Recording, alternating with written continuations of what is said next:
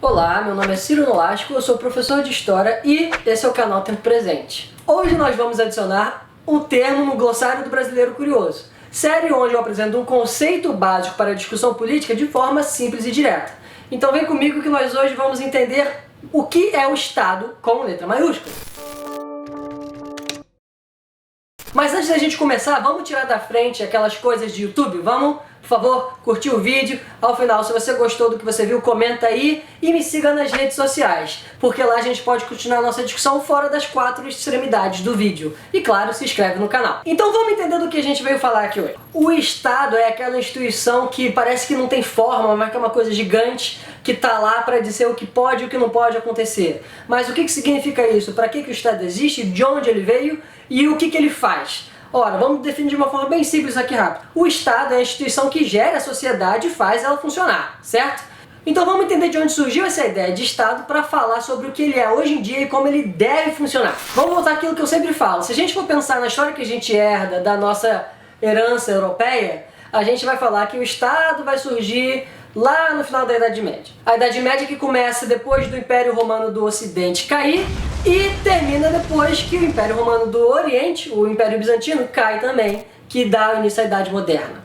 Esse grande período entre essas duas quedas desses impérios, Romano do Ocidente e o Império Bizantino, é um período onde o poder se descentraliza muito. A gente tem vários senhores feudais em vários locais, vários feudos, onde eles organizam ali um pequeno grupo, uma pequena comunidade, que é aquela comunidade feudal ali. Tem um cara que é o poderoso, que é o senhor feudal, e ele gere todo aquele ambiente. Só que existem vários feudos, vários senhores feudais, dentro de o que hoje a gente chamaria de um país. Só que como era um período bem localizado ali na história, era um período bem isolado entre essas comunidades, aqueles senhores poderiam dizer e desdizer o que deveria acontecer ali. Não existia um Estado, de fato, existia uma figura de autoridade local. Conforme os feudos vão crescendo, as coisas vão ficando mais complexas. As pessoas vão gerindo seus materiais, suas matérias-primas, suas hortas, suas colheitas, e aquilo vai sobrando, então elas vão indo para outros feudos para trocar. Essa troca uma hora passa a ser insuficiente, então começa a se trocar moeda.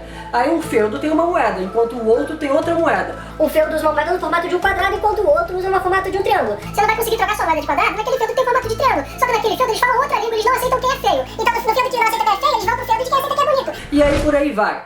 Então fica muito difícil você trocar informação, você trocar materiais, você vender, comprar, enquanto esses feudos vão crescendo e vão criando as próprias leis.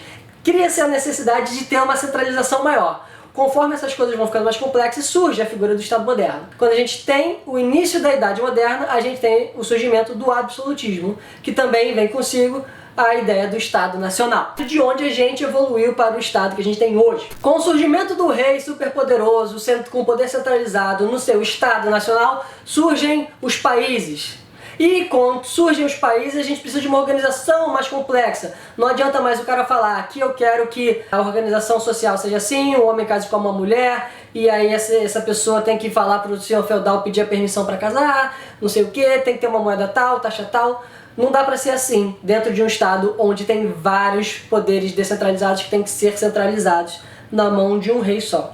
Então a gente precisa de processos mais burocráticos. Surge a burocracia local para que toda a sociedade esteja sujeita a um raciocínio só dentro daquele Estado. Surge o exército permanente, que tem ali como razão dissuadir e forçar aqueles que vão contra a nova ordem se colocarem dentro dela e, claro, para que a sociedade funcione. E para que tudo isso funcione, que a gente esteja na mesma página, a gente precisa de um corpo de leis que seja aceito por todo mundo, por toda uma sociedade. Então todas essas variáveis vão se aglomerando ali e dão a cara para esse Estado. E nessa transição a gente tem, óbvio, alguns vícios desses poderes locais, né? E algumas estruturas que são antigas e elas vão ganhando uma nova cara. Aí a gente olha, pô, mas como é que pode um rei e um Estado? Olhando com olhos de hoje, fica estranho, mas existia. Então o rei era o líder supremo daquela nação ali. E aí a gente tem coisas que pra gente hoje são estranhas. O Estado é para ser algo que é impessoal. É para ser algo que eles têm, óbvio, pessoas que gerem ele, mas ele é uma figura que seria a cara daquela nação. Ele não deveria ter a cara de uma pessoa. Então fica estranho a gente pensar os reis como sendo o Estado. Temos a célebre frase do Luís XIV da França, que é conhecido como o padrão de rei moderno. Ele entendeu que era a função dele e supostamente disse em um discurso: o Estado sou eu. O que representa bem aquele momento, que apesar de existir um Estado que está ali para gerir toda aquela sociedade, esse Estado ainda é submetido a uma pessoa, o que é estranho.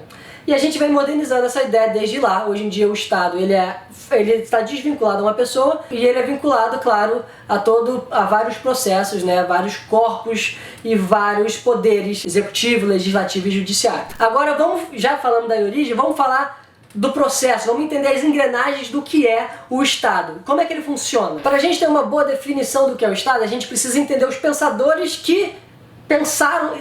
Para a gente ter uma boa definição do que é Estado, a gente precisa entender e conhecer os pensadores que refletiram sobre essa ideia lá no início. Então, quando surge a ideia do Estado moderno, a gente tem várias pessoas pensando no que deveria ser aquela sociedade. A gente tem o período do Iluminismo, com pensadores que se focaram nisso. E claro, tem gente um pouquinho antes e tem gente um pouquinho depois que conversam sobre esse tema. Então vamos falar um pouquinho dessa galera, seja iluminista ou não. A gente tem o Locke, que pensa que o Estado ele deve se manter ali para garantir direitos fundamentais da vida. Agora, o que são os direitos fundamentais? Ora, cada pensador vai ter o que ele entende como direitos fundamentais. Para Locke, o Estado deveria servir somente como protetor das liberdades individuais e ser a justiça daquele local. A gente tem o Hobbes e o seu conceito de que o Estado é um leviatã, que é uma força maior, como ele colocou ali, um peixe mítico que vinha da Bíblia. A gente tem o Voltaire, que acreditava que o Estado era um mal necessário para que existisse uma união entre os seres humanos ali. A gente tem o Montesquieu, que foi o cara que dividiu o poder em três, porque ele acreditava que o ser humano ele tinha a tendência a ser tirano. Então ele entendeu que o poder ele sempre podia corromper o ser humano.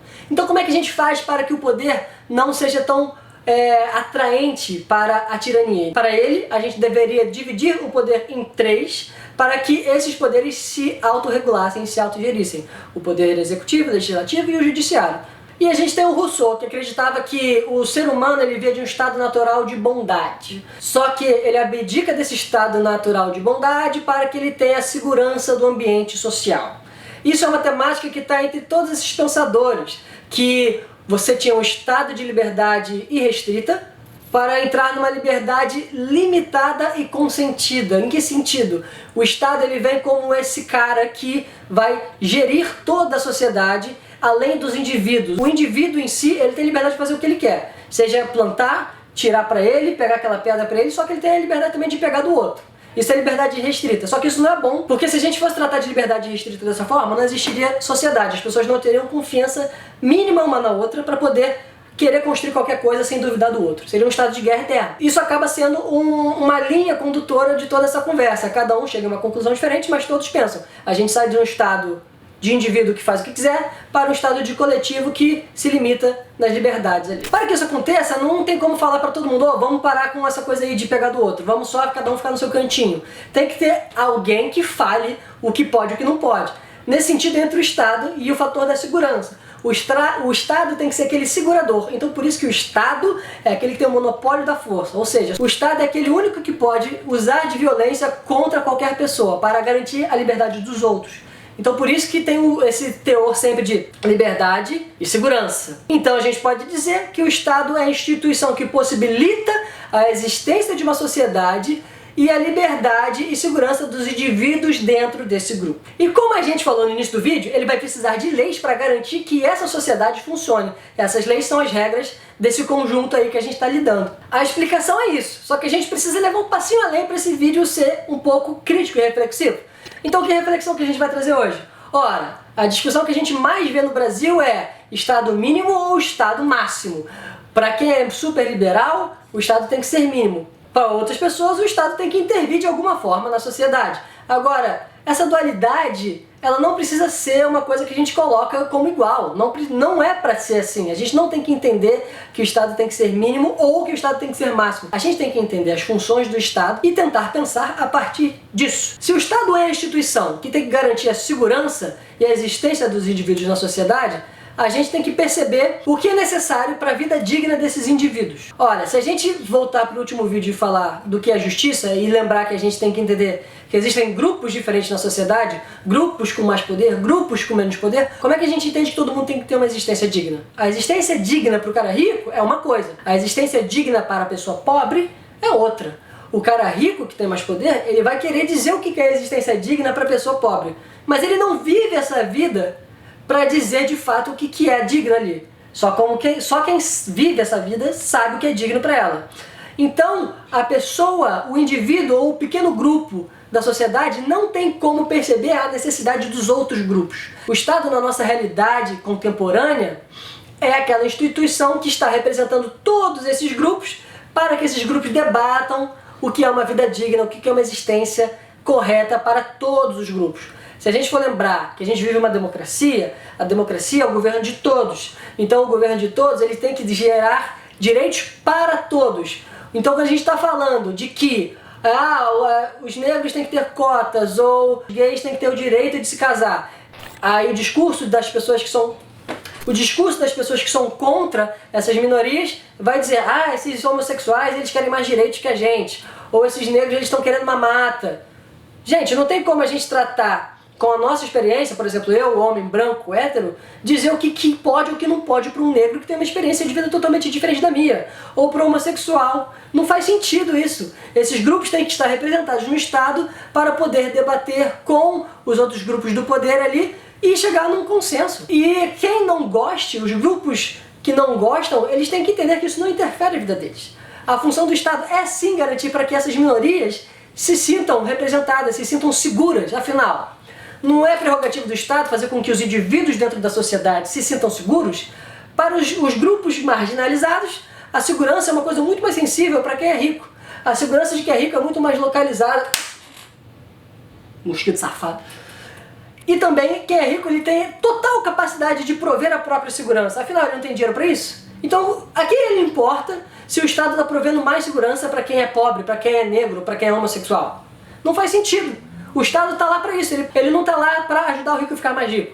O que fica muito claro que isso acontece quando a gente tem uma pandemia mundial, que a empresa está quebrando, e o Estado dá subsídio para a empresa de bilionário. O bilionário não é bilionário? Ele que se vire. Agora, as pessoas estão precisando de dinheiro, de auxílio emergencial, e demora para chegar, chega errado, demora 2 semanas para o presidente aprovar um auxílio emergencial nessa situação toda, e não. Tá tudo certo. Agora vamos tirar as dívidas dos ricos. Não deveria ser função do Estado isso. Tirar a dívida dos ricos. Os ricos são ricos, caramba. E eu tô falando disso especificamente porque tem uma tendência no Brasil de transformar o Estado numa empresa. O Estado não é uma empresa, ele não tem que dar lucro. Então, para quem é rico, que geralmente são as pessoas que são empresárias, eles enxergam dessa forma. O Estado, ele tá aí para existir na sociedade. A economia, claro que tem que ser uma preocupação do Estado, mas a economia não é só a única preocupação do Estado. E a sociedade não deve ser uma preocupação menor, assim como a política não deve ser preocupação menor, ou a economia ser uma preocupação maior. Tudo tem que estar integrado, mano. E se o Estado está funcionando ou não, a gente tem que debater e colocar os pingos nos is e dizer, não, direitos sociais são direitos que têm que ser tratados, porque quando as pessoas que não têm direitos passam a ter, elas conseguem ser mais eficazes na produção e transformar a sociedade em algo maior. Então, não é nada, essa discussão que não deveria nem existir está sendo aqui colocada nesse vídeo. Então, que fique claro para você, caro cidadão, todos têm que ter direitos e todos têm que se sentir seguros na sociedade para que ela seja mais eficaz e que o Brasil possa crescer muito mais rapidamente e que a gente possa transformar essa sociedade de forma muito mais efetiva, com muito mais gente participando. Então, por hoje a gente fica por aqui. Existem muitos caminhos que a gente pode levar essa discussão do Estado. E se você acha que você tem coisa a falar, por favor, comenta aí embaixo ou vem comigo na minha rede social e falar comigo lá. Lá tem stories, a gente pode falar no Twitter, pode falar de tudo. @QueVacilo é o caminho. Por favor, curta esse vídeo, ligue o sininho, apesar de eu não saber se isso funciona ainda, mas se inscreve, porque é muito bom ver esses números crescendo e daqui a pouco a gente tem 1000 inscritos e com 1000 inscritos a gente tem a barrinha de comunidade que a gente pode falar por ali sem ter a necessidade do vídeo o tempo todo. Apesar do vídeo vai continuar, óbvio, uma vez por semana. Então é isso, se inscreve, compartilha, comenta e vamos lá para a semana que vem, vamos ver o que vai vir por aí, sigamos em frente.